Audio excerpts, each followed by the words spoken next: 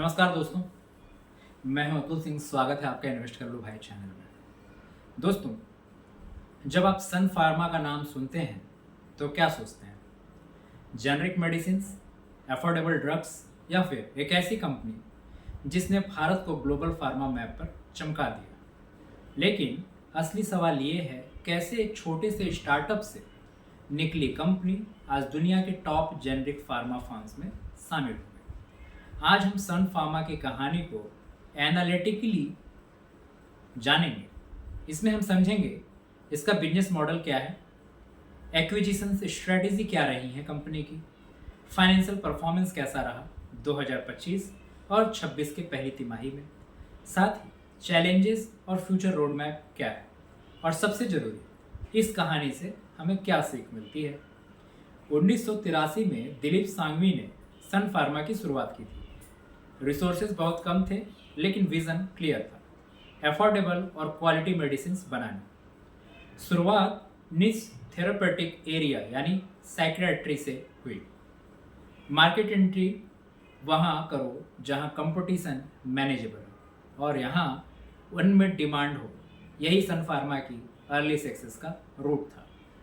सन pharma सिर्फ organic growth से नहीं बल्कि बोल्ड एक्विजिशन से भी बढ़ी।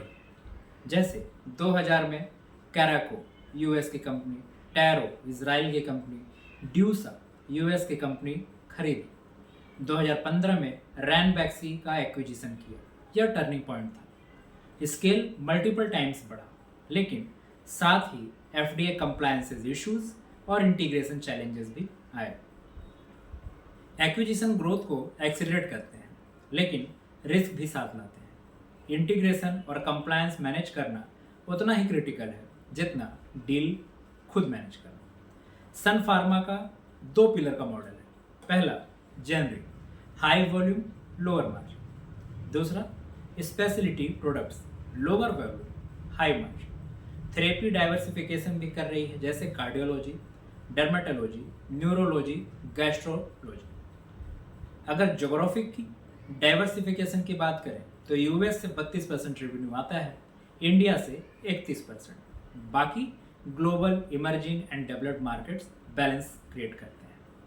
रिस्क को बैलेंस करने के लिए ज्योग्राफी और थेरेपी दोनों लेवल पर डाइवर्सिफिकेशन की होता है।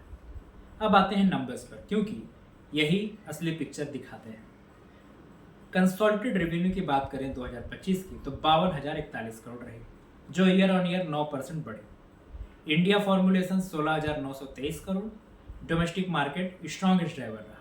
US formulation 1.92 USD billion dollar, जो 3.6% ईयर ऑन ईयर बढ़ा। R&D स्पेंड 3,248 करोड़ रहा, यानी 6.2% of the sales. That is a very good number actually.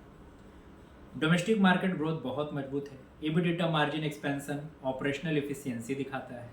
Reported PAT गिरा, लेकिन adjusted numbers core strength reflect करते हैं। अब देखते हैं FY26 की पहली तिमाही का स्नैपशॉट। इस क्वार्टर में रेवेन्यू रहा 13,786 करोड़, जो ईयर ऑन ईयर 9 to 10% बढ़ा। EBITDA 4,302 crore, margin 31.1%। Adjusted net profit 2,996 crore, तो काफ़ी अच्छा परफॉर्मेंस इन्होंने दिया। 818 करोड़ एक्सेप्शनल चार्ज था, जिसकी वजह से इनका प्रॉफिट थोड़ा ऊपर दिखा, net profit.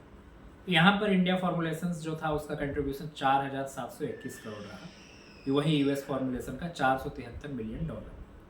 R&D spend 902.9 crore, again 6.5% of your sales. Net cash flow position अगर देखें तो 3.5 बिलियन डॉलर का बफर, यानी टॉप लाइन मोमेंटम स्ट्रांग दिख रही है, स्पेशली इंडिया में।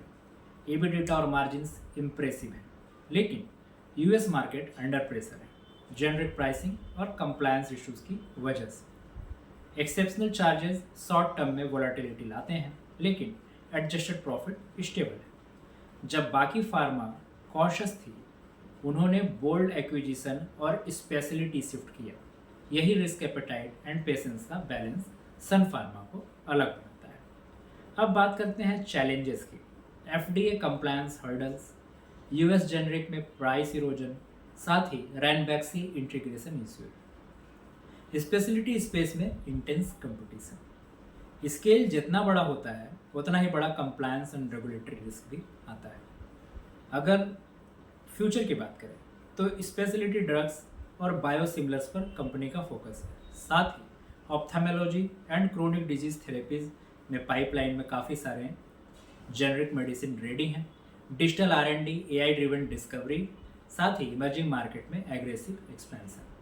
तो ओवरऑल सन फार्मा की जर्नी, निश में एंट्री करो, स्किल तक जाओ। एक्विजिशन ग्रोथ का इंजन है but manage the integration. Third, diversification risk को बैलेंस करना है। फोर्थ, R&D स्पेंडिंग ही मोड बनता है। एंड फिफ्थ, लीडरशिप क्लैरिटी और टाइमिंग अल्टीमेट डिफरेंशिएटर है। दोस्तों, सन फार्मा सिर्फ एक फार्मा कंपनी नहीं है, यह एक ब्लूप्रिंट है कि कैसे विजन, टाइमिंग और इनोवेशन से ग्लोबल जाइंट खड़ा किया जा सकता है।